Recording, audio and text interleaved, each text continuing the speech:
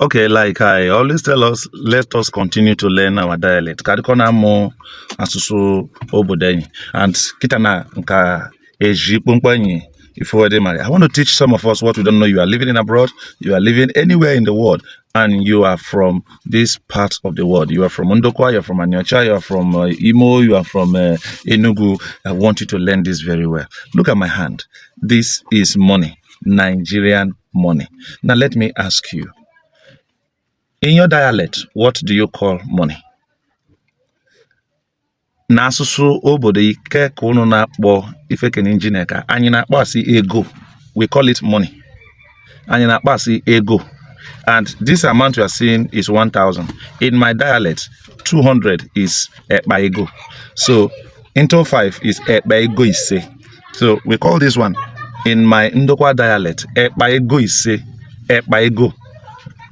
This is 1,000 and it is called ekpa ego ise.